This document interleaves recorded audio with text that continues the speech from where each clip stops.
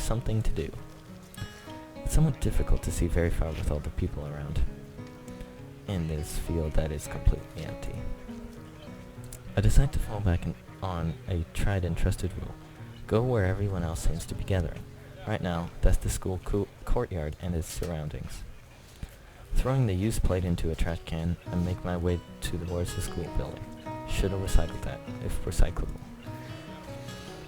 Seeing the number of stalls around the perimeter of the school building surprises me. Quite a few of these classes must have opted to have multiple stalls. In deciding which to visit first, I catch sight of a familiar banner with a blue patterned border and red text. That's the banner that Kenji, Hanako, and I made. What class was that? Okay, am I in class 3-2?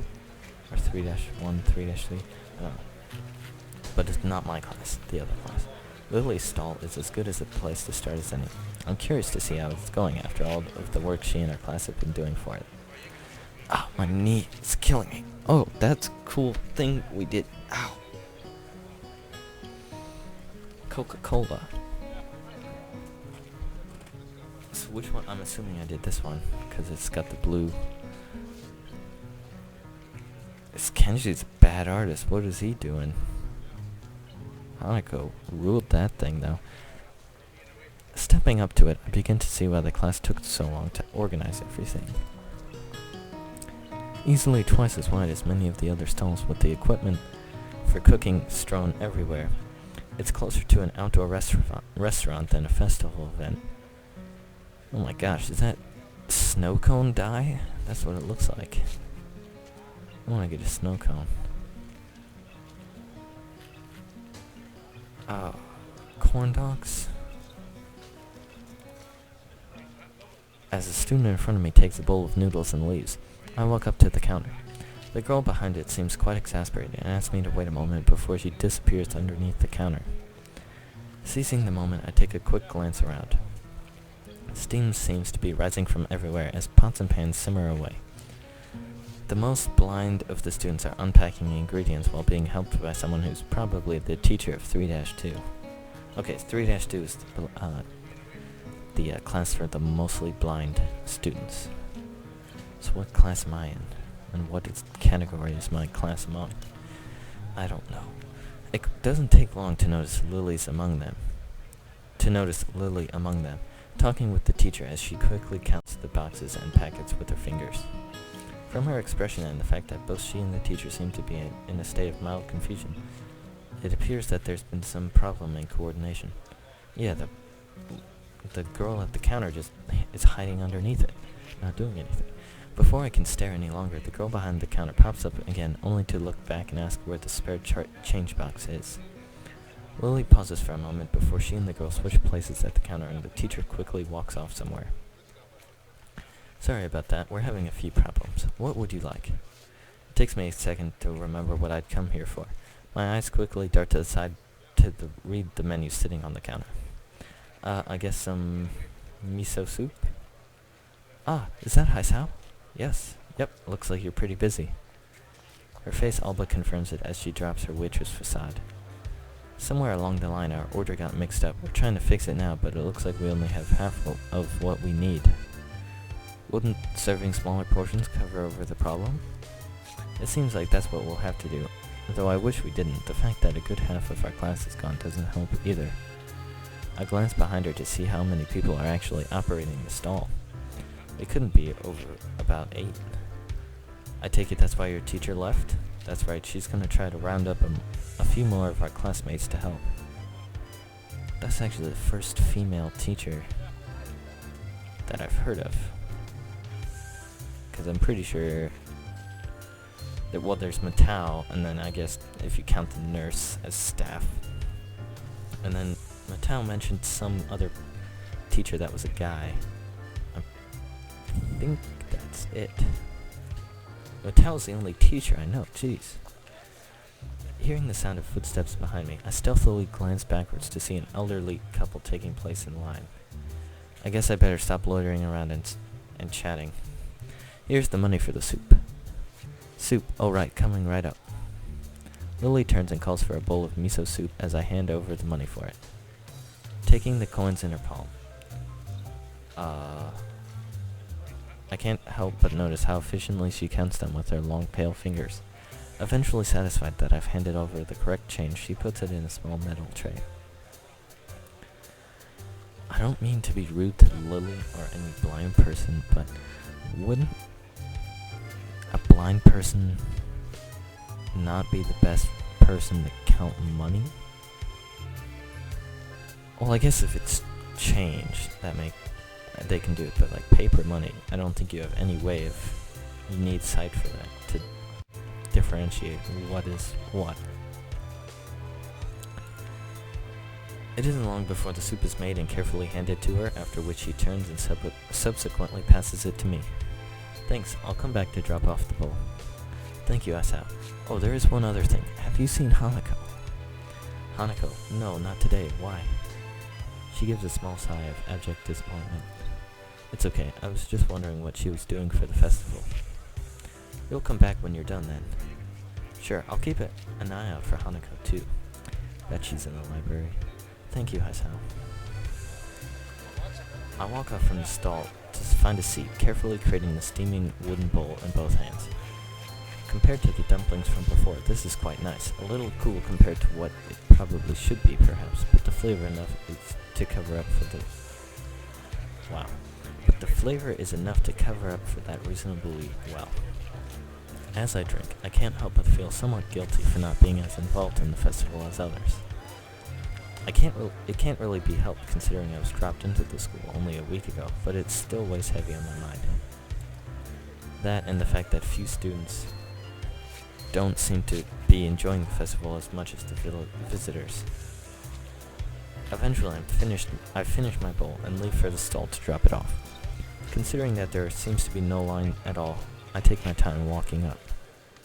It seems the teacher's mission paid off. There are now over a dozen students helping, and much of the unpacking has been done. Despite most of them seeming quite relaxed as they work, Lily still appears to be somewhat stressed.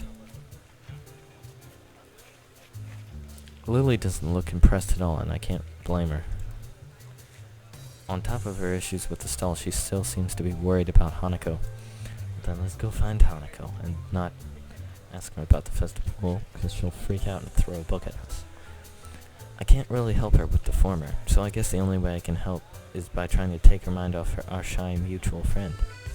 Placing the bowl back on the counter, I call out to Lily.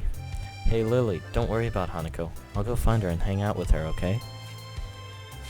I can see Lily's relief plainly written across her face. Thanks, Hisao. And if you see anyone from my class, can you tell them to come back here, please? Will do. Have a good one. And make sure you take a break, okay? I will if I can. See you later, Hisao.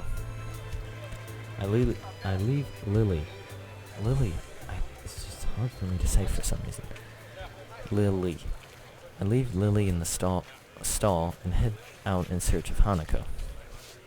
In a way, I feel bad for leaving her with the crowds, but even though she was clearly under pressure, I can't help but think that she's enjoying herself. The halls are packed with swaying crowds meandering through the festival. Wait, so it's inside as well? Whoa. If there's one thing I know about Hanako, is that she's not going to be anywhere near this.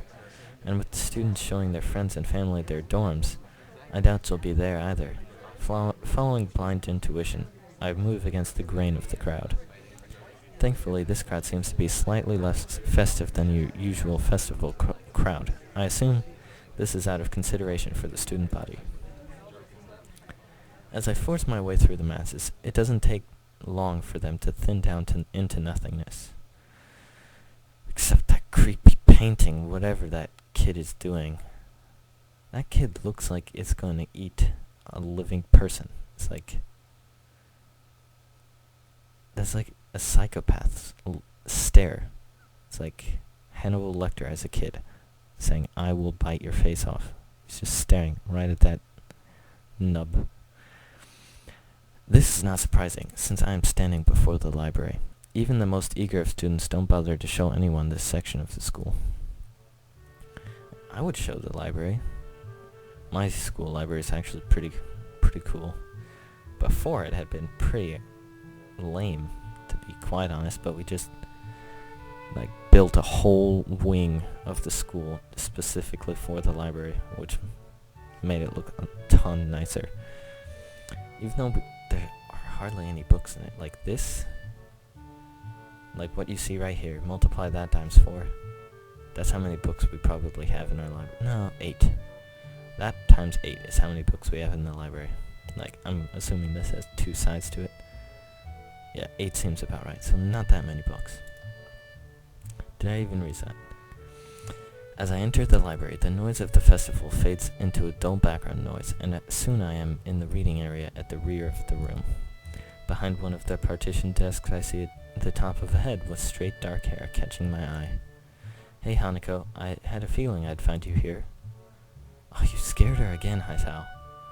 The head jumps up a little in shock before slowly peeping over the partition. Hisao? Hey, Lily's pretty busy, so she sent me to find you. Oh, do you want to sit down? Actually, I'm feeling a little hungry. Jeez, you've eaten so much, how are you still hungry? Would you like to get something to eat from one of the stands? I brought some food, so... I shouldn't be surprised, but it was worth a try. Expecting her to go outside today was a long shot. How about we eat in the tea room? I passed by it on the way here and no one was around. We can make some food in there, and it'll be a little more comfortable. What do you say? Sure, let's go. Hanako closes her book and puts it away with deliberate practice movements. Good to go? Yeah. Wait, did her eye just change? That's kind of weird. Looking away, looking at me. Away, at me. Dun dun dun dun dun dun dun dun dun. We walk side by side from the library into the tea room. As expected, there is barely a soul around. If it weren't for the murmurs through the walls, you wouldn't tell that there was a huge festival going on outside. Hanako carries her bag in both hands and focuses on just the floor ahead of her. Every now and again, she seems to break her pace a little and steps in slightly shorter paces. The first time it happened, I gave it no mind, but soon I noticed that she does it on a regular basis. Are you alright? She stops dead in her tracks. What? I don't know, it looked like you were tripping or something. A pink blush rises into her cheeks and her gaze returns to the floor. It's nothing. You know, when you say nothing like that, people are inspired to ask further questions. For a second, I don't think she's going to answer. Prepared to leave it be, I almost set off walking again when... It's... a game. Game? Oh, it's the don't step on the crack game. Do you see the floor here? What a bizarre question. The floor looks like just any other floor. Covered in those tiles made up from squares of linoleum. Nothing noteworthy. Well, yes, what about it? Sometimes when there's no one around, I only step on the darker ones. Hanako's voice trails off as her explanation continues until I can barely hear her voice over the roaring silence of the empty hall. Darker ones. Shuffling her feet, Hanako points to at a tile that's barely a shade darker than the others. Like these ones.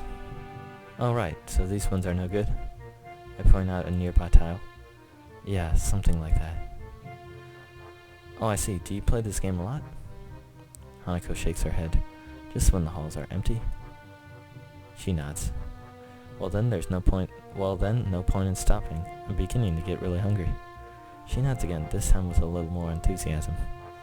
Well then, let's go.